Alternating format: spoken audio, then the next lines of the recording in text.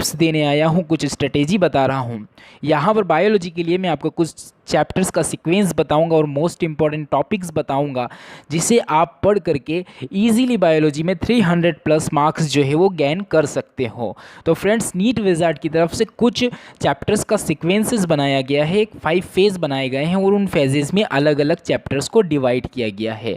यहाँ पर आपको देखना है कि किस फेज में कौन सा चैप्टर इंक्लूड है और उसी के अकॉर्डिंग जो है आपको प्रिपेयर करना है। तो सबसे पहले यहाँ पर हमने फर्स्ट फेज में जो चैप्टर्स रखे हैं वो है cell biology, biological classification, plant kingdom और एनिमल किंगडम। अब बायोलॉजिकल क्लासिफिकेशन, प्लांट किंगडम और एनिमल किंगडम से सेल बायोलॉजी सबसे पहले इसीलिए रखा गया है क्योंकि अगर आप बायोलॉजिकल क्लासिफिकेशन से पहले सेल बायोलॉजी का कंप्लीटली स्टडी कर लेते हो तो विटेकर के 5 किंगडम क्लासिफिकेशन में, सेल स्ट्रक्चर में, प्लांट किंगडम में प्लांट सेल वॉल्स में एंड एनिमल किंगडम में एनिमल्स की सेल में आपको किसी भी प्रकार का कोई कंफ्यूजन क्रिएट नहीं होगा। और वही सेकंड फेज में जो चैप्टर्स रखे हैं उनमें सबसे पहले है structural organisation in animals, plant morphology, plant anatomy and plant physiology.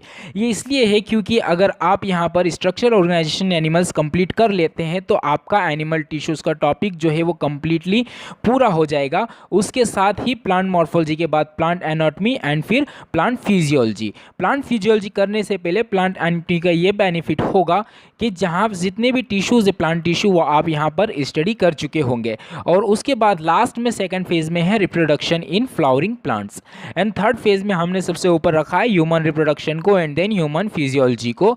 और फोर्थ फेज में है सबसे important unit genetics plus evolution and biotechnology first and second. And fifth phase में आपको जो चैप्टर्स नोट करने हैं, स्टडी करने हैं वो ecology, environmental science and animal husbandry and at last में आपको स्टडी करना है जो वो है microbes in human welfare. Microbes in human welfare को लास्ट में इसलिए रखा है क्योंकि इसमें जो है बहुत ही शॉर्ट चैप्टर्स होते हैं लेकिन इसमें से क्वेश्चन जो है बहुत ही ज़्यादा रीजनिंग क्वेश्चंस आते हैं।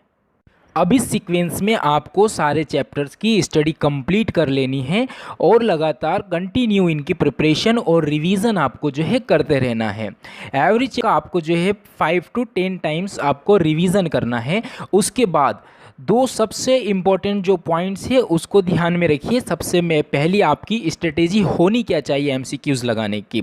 आपको सबसे पहले हर चैप्टर से जो है 100 एमसीक्यूज़ जो है सॉल्व करना है और उस चैप्टर को पता है 5 to 10 टाइम रिवीजन करना है। उसके बाद आप कोई सी भी बुक ले सकते हो एमसीक्यूज़ लगाने के लिए, लेकिन आपकी प्रिपरेशन के लिए सबसे मेन बुक जो बायोलॉजी में होना चाहिए वो है एनसीईआरटी।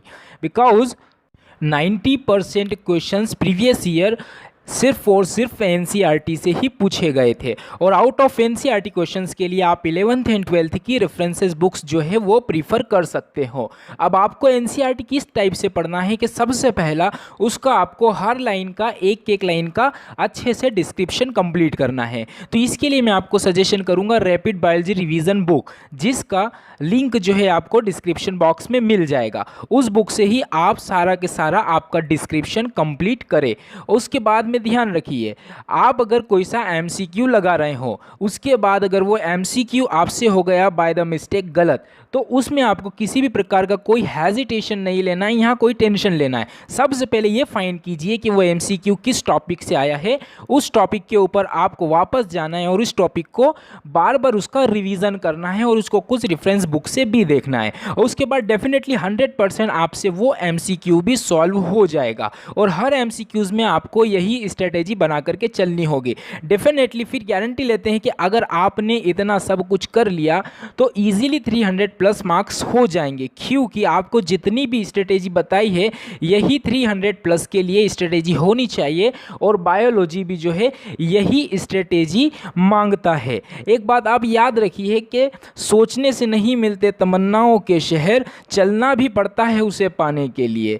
तो आप अगर सोचते रहेंगे कि 300 प्लस हो जाएगा तो ऐसे नहीं होगा, आपको उसके लिए चलना भी होगा। और आपको जो चलना है वो क्या है, यही कि जितनी भी स्ट्रेटेजी आपको बताइए उसे अच्छी तरह से आपको फॉलो करना है। सबसे पहले इसी सीक्वेंस जो आपको दी है, इस सीक्वेंस में सारे चैप्टर्स आपको कंप्लीट कर लेने हैं। उसके बाद इनसे एक चैप्टर से कंप्लीट होने के बाद उसके एमसीक्यूज लगाना है। एमसीक्यू अगर गलत होता है तो वापस उस टॉपिक के ऊपर जाना है, उसको रेफरेंस बुक से पूरा का पूरा कंप्लीट करके फिर उसी टॉपिक के ऊपर एमसीक्यूज लगाना है।